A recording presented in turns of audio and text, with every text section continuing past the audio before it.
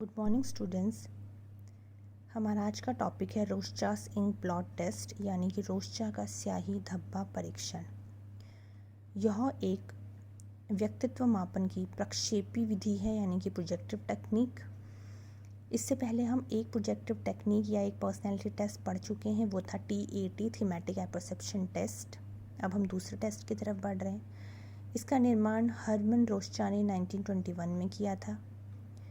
इसके द्वारा इसमें एक स्याही के धब्बे के यूज़ से किसी के व्यक्तित्व को मापने की कोशिश की गई। अब इसके पीछे मान्यता यह थी कि व्यक्ति अपना कोई भी कार्य करता है तो उसमें उसके व्यक्तित्व की अभिव्यक्ति होती है। यानी अगर एक व्यक्ति कोई भी कार्य कर रहा है तो उसके द्वारा आप उसके व्यक्तित्व को आराम से जान सकते हैं, क्योंकि वह उस कार्य के द्वारा किसी अनुक्रिया के द्वारा अपनी पर्सनैलिटी को खुद ब खुद शो करता है। अब इंक प्लॉट में जब भी एक व्यक्ति कोई प्रतिक्रियाएं दे रहा है तो उसको यह नहीं पता है कि इसका अंकन कैसे हो रहा है। इस टेस्ट में या इस परीक्षण में कुल मिला के 10 कार्ड्स होते हैं। हर कार्ड पर एक इंक ब्लॉट बना होता है। 5 कार्ड्स काले स्याही से बनी होती हैं या काले धब्बे होते हैं, 2 में काले और लाल होते हैं और 3 मल्टी कलर्ड होते हैं, अलग अलग रंगों के होते हैं। यह किसी भी आयु वर्ग के लिए इसका प्रयोग किया जा सकता है। इसमें एक एक करके एक निश्चित क्रम होता है जिसमें ये कार्ड्स एक व्यक्ति को दिखाए जाते हैं। अब इन कार्ड्स को वह व्यक्ति कैसे भी पकड़ सकता है, चाहे इसे घुमा फिरा ले, उल्टा कर ले, सीधा कर ले, कुछ भी कर ले, वह उसकी मर्जी है। फिर इन कार्ड्स को देखकर उसे यह बताना है कि इन कार्ड्स में आखिर उसे क्या दिखाई दे रहा है। उसे एक स्याही का पूरा धब्बा दिखाई दे रहा है, उसे एक स्याही का छोटा पार्ट दिखाई दे रहा है, या उसे उसमें किसी चीज़ की छवि दिख रही है, उसमें उसे कोई व्यक्ति दिख रहा है, उसमें उसे कोई जानवर दिख रहा है, पेड़ पौधे दिख रहे हैं, या क्या उसको उस धब्बे के अंदर दिखाई दे रहा है। अब जो ये अनुक्रियाएं हैं एक व्यक्ति की, इसी के आधार पे उसके व्यक्तित्व का अध्ययन किया जाता है, उसके पर्सनैलिटी का मापन किया जाता है। इसमें कोई समय सीमा नहीं है, प्रतिक्रियाओं की भी कोई निश्चित संख्या नहीं है। आप कितने ही भी बार अपने रिस्पॉन्सेस दे सकते हैं।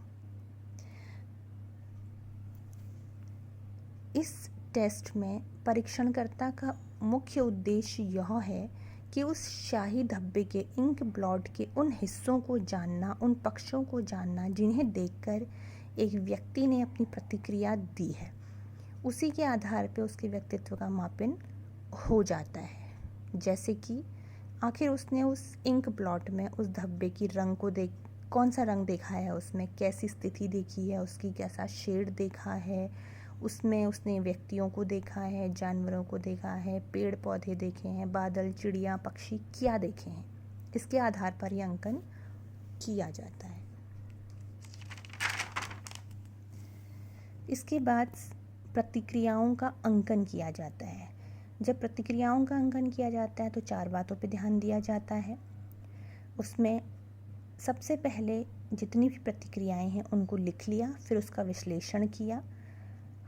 हर अनुक्रिया के लिए एक अक्षर संकेत है जिसे लिखा जाता है। पहली बात जो ध्यान देनी है वो है स्थान निरूपण यानी कि लोकेशन। किसी व्यक्ति ने जो अनुक्रिया दी है, आखिर उसका संबंध उस इंक ब्लॉट के किस हिस्से से है या पूरे इंक ब्लॉट से है। अगर एक व्यक्ति ने की अनुक्रिया में पूरे अंश के लिए अनुक्रिया दी गई है तो उसका अंकन W के द्वारा किया जाएगा। अगर एक व्यक्ति की अनुक्रिया में उसे एक बड़ा धब्बा दिखा या एक सामान्य धब्बा दिखा है तो उसका अंकन D द्वारा किया जाएगा। अगर किसी अनुक्रिया में उसे छोटा धब्बा दिखा है, असामान्य धब्बा दिखा है तो उसमें बड़ा D and then small d।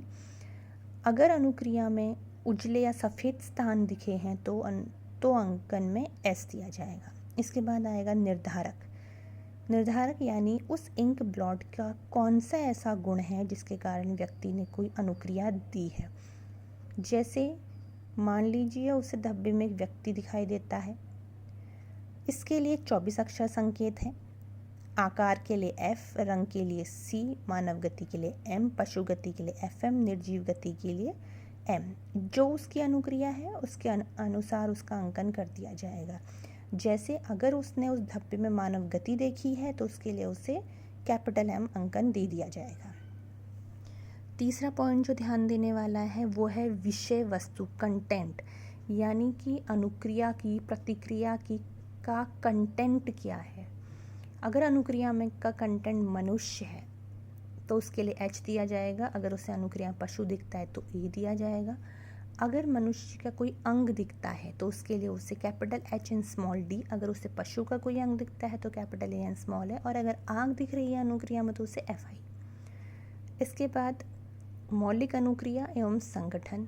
मौलिक अनुक्रिया यानी कि वह अनुक्रिया जो बहुत सारे व्यक्तियों ने किसी कार्ड को देखकर अक्सर दी है, इसे हम पॉपुलर रिस्पॉन्स भी कहते हैं, यानी कि लोकप्रिय अनुक्रिया, और इसको P के द्वारा इसका अंकन किया जाता है। इसका बहुत सीधा सा मतलब है, एक कार्ड है और उस कार्ड को देख के मैक्सिमम लोगों ने अगर सेम रिस्पॉन्स किया है तो वह पॉपुलर रिस्पॉन्स में आ जाएगा। अब सारी की सारी अनुक्रियाएं लिख ली, अनुक्रिया के हिसाब से उसको अक्षर संकेत भी दे दिए। अब इन अक्षर संकेतों का मतलब क्या है। अगर अनुक्रिया में W आया है तो व्यक्ति तीव्र बुद्धि का है। अगर अनुक्रिया में कैपिटल D आया है तो व्यक्ति स्पष्ट देखने या समझने की क्षमता रखता है। अगर अनुक्रिया में capital D and small d आया है तो चिंतन में स्पष्टता है। स्मॉल s तो नकारात्मक, F चिंतन के समय एकाग्रता। अनुक्रिया में A आया है तो इसका मतलब बौद्धिक संकीर्ण तथा सांवेगिक असंतुलन है। अगर P आया है तो इसका मतलब सृजनात्मकता का बोध है, और अगर Z अंकन है तो इसका मतलब उसकी बुद्धि उच्च है और वह निपुण है। ऐसे हम किसी व्यक्तित्व का मापन इस विधि के द्वारा कर लेते हैं।